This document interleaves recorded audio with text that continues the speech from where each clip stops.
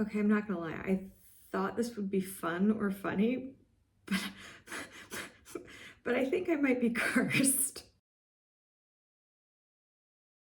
Happy New Year, ducklings. I don't do resolutions. It's never really been my thing, and I'm historically very bad at sticking to it because I have the attention span of a rodent.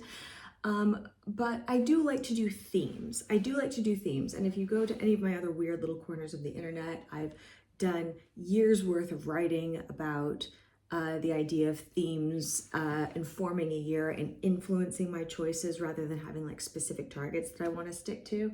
In 2025, my theme was the year of attention. I wanted to be very intentional about how I spent my attention. I think I nailed that one. Maybe I'll do a retrospective. But for 2026, the only thing I intend to be in 2026 is more. And so in that spirit, I'm just going to be doing more online. I'm going to be doing more fun stuff. I'm going to be doing more hobbies. I'm going to be goofing off. I'm just more. We're gonna do more. Guys, the brand is chaos.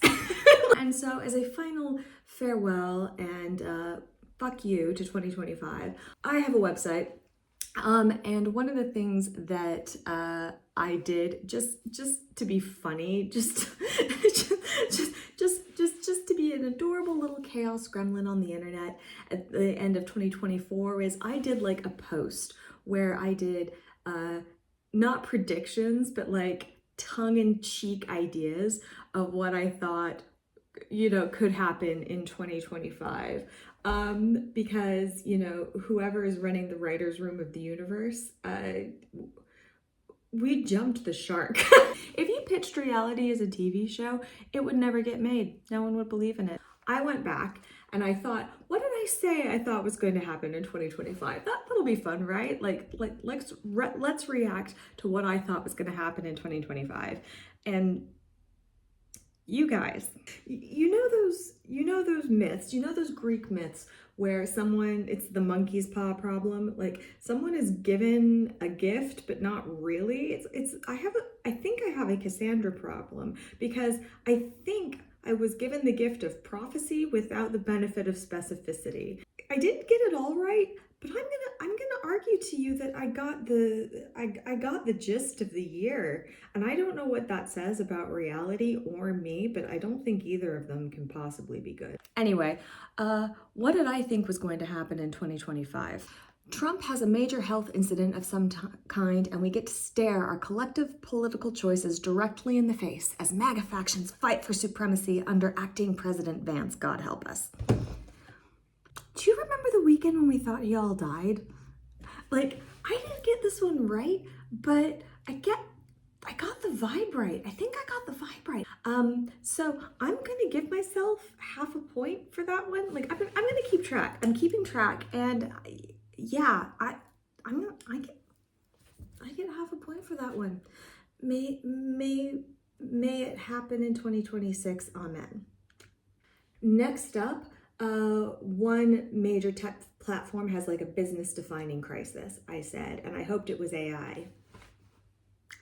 It hasn't happened yet, but guys, again, I think the vibes are shifting. The narrative around AI in particular has gone through this glorious whiplash again, as I think more people get it.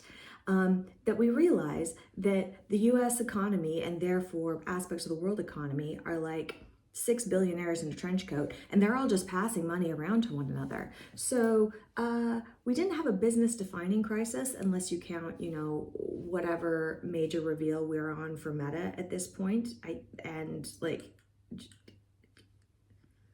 Consequences.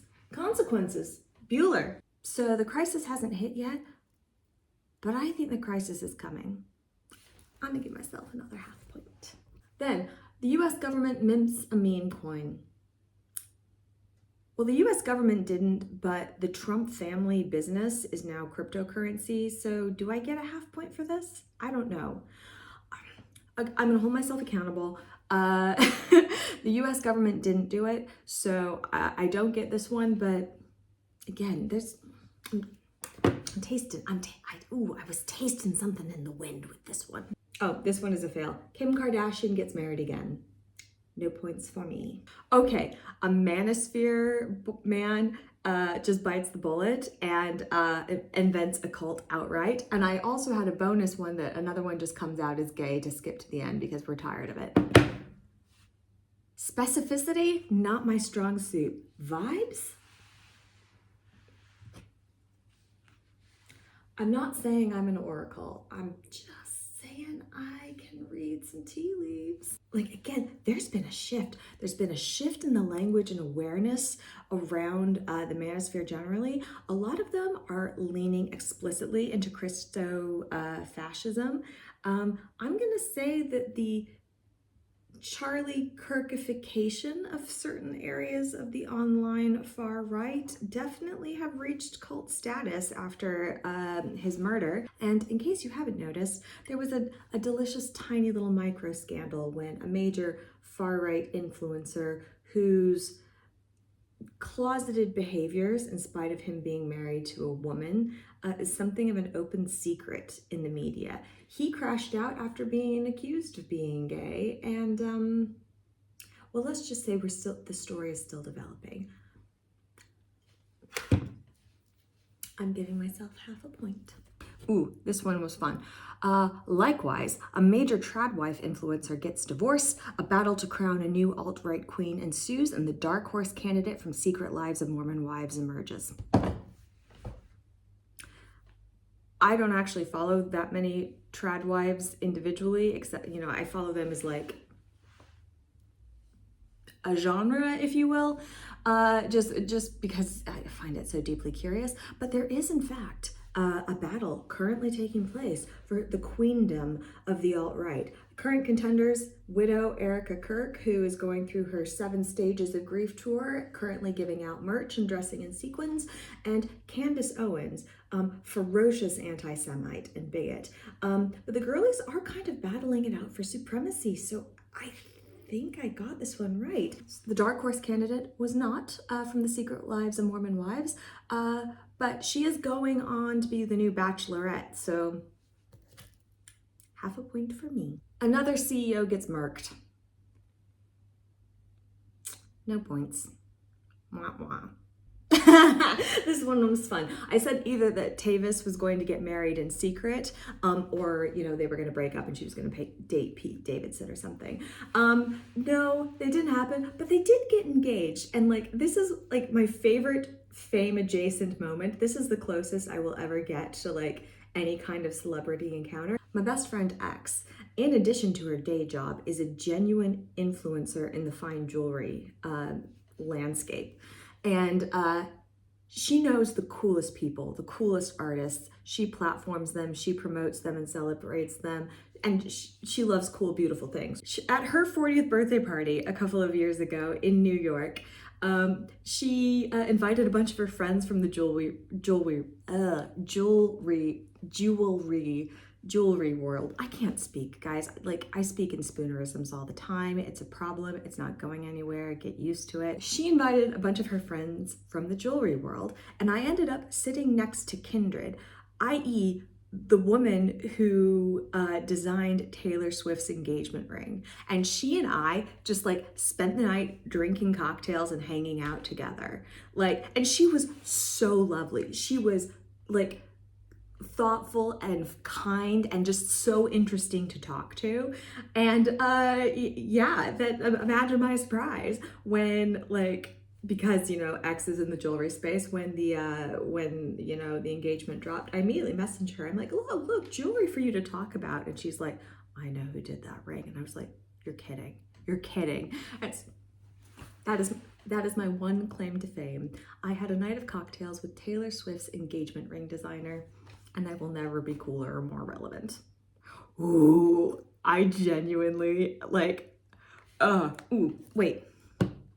Do I get a point for that? I'm gonna hold myself accountable. I don't get a point for that, but I'm attuned, baby. This one This one I genuinely love, and I am giving myself a point for this. I said that the horrible, bland, boring gray interiors trend dies horrible, fiery death. And do you know what? I'm counting it. I'm claiming this because when Pantone said that the color of the year for 2026 was going to be white, everyone collectively rose up and took our power back as people and said, the fuck it is. Like, I could do all the discourse about how the blandness of the Pantone colors of the last 3 years, the flesh tones of it all, the increasing trend towards paleness, the blandness is just another kowtowing to fascism. But also, like, we the people, we yearn for color. We yearn for color. And watching the entire internet, like, get the news that the color of the year was white and go, fuck that. It's whatever color palette Guillermo del Toro did in Frankenstein was a balm to the soul. I am a maximalist. I like color. I love personality. I like the gray interior, boring millennial trend is like depression and a Pinterest board, and I want none of it. And I feel like the vibes are shifting. We are rejecting Pantone fascism and just bulk bought mediocrity and blandness, and we want color, baby. We're gonna be okay. Point for me. Ooh, this is another kind of I don't know, maybe.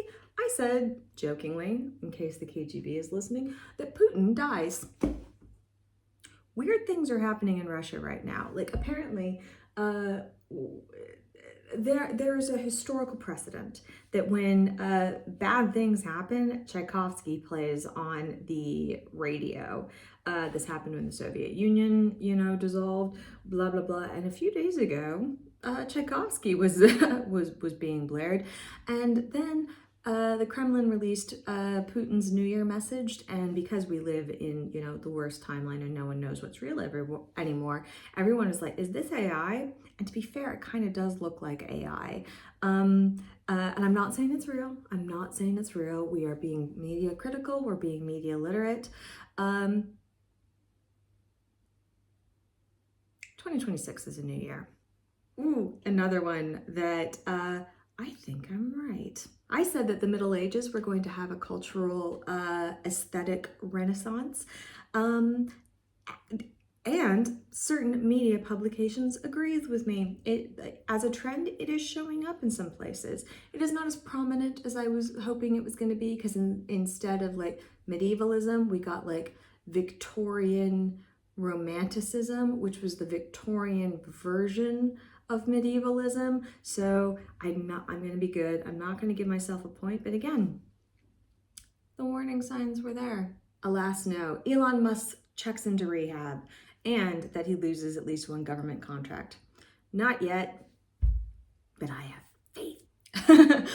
This is just me being a dumbass. I said that the Rizzler, whomever he may be, I don't know this child, has a spiritual awakening, and he retreats into being a non-entity, and he is free. I don't think this has happened, but I still don't know any more about him. So may we all find peace this year. Nil point. On the flip side, the US government shuts down at least once. Good job. Ooh. I'm going to say I'm right about this one, even though the story is still developing. I said that that 2025 was going to be the year that the idea or the term woke finally ran out of gas. My full prediction was that the far right was going to like find a new catchphrase, because this is what they do. This is what they do. And as a collective, they're very good at this. The right is much better at branding than the left, and it hurts us.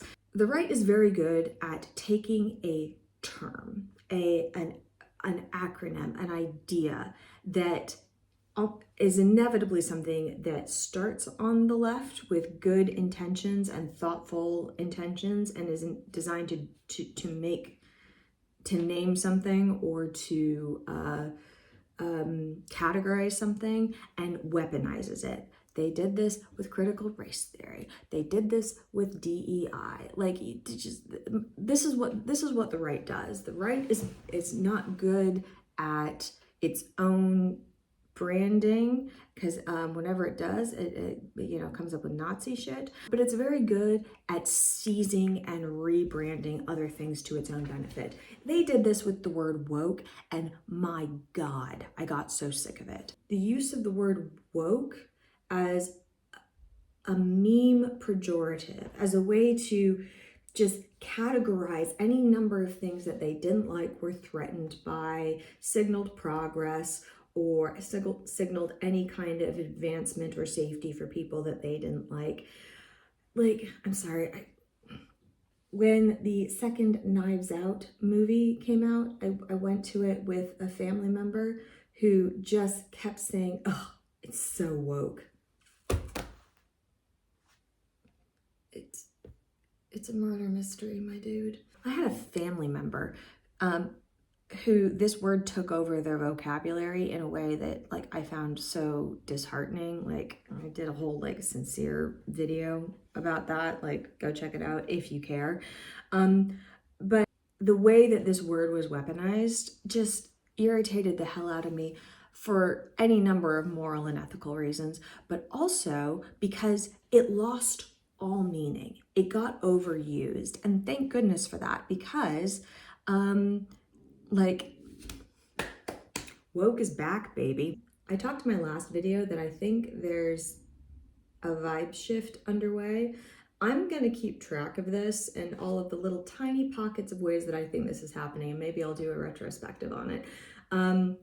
But the vibe is shifted back to woke, which literally just means be aware of, empathetic to, and thoughtful about a situation or experience that might not be your own, but that you yourself have become more aware of in a broader cultural context, and feel a responsibility to act upon that information.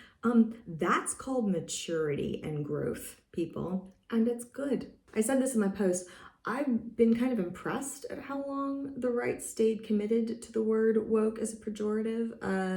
Other panics have come and gone in this time, all of them bad faith, but I do think the word woke has lost the juice for the far right, and I think that's neat. Point for me. Okay, finally, I said that I thought at least one prominent far right grifter, in a desperate bid to stay provocative and relevant and current, rebrands as far left. Less cheerfully also said, and because media literacy is dead, they are welcomed into the ranks of content creators and continue to get rich off of outrage and clicks. Their merch drop breaks the internet, unfortunately. Again, I'm feeling a bit like Cassandra here. Like, I got the gift of prophecy, but not the gift of specificity. Watching the wave of far-right grifts run out of juice. Vibe shift, baby. Giving myself a point for this one, because I think the resignation of Marjorie Taylor Greene from Congress, woman started as a QAnon influencer, got herself elected, and is leaving Congress a multimillionaire. Alas, I do not think that we have seen the last of her, because she's a repugnant person. But you know what? She, like Trump, she's got surprisingly highly attuned instincts. I'm sure we're gonna see her again. I don't know if it's gonna be for political office. I don't know if she's gonna do like the Candace Owens route. I don't know. I don't think we're rid of her. But her turn, I'm giving myself a point for that one. So yeah, that was my very silly, very goofy, not at all serious post about what I thought was gonna happen in 2025. And I'm not doing one for 2026 because I don't want this kind of power.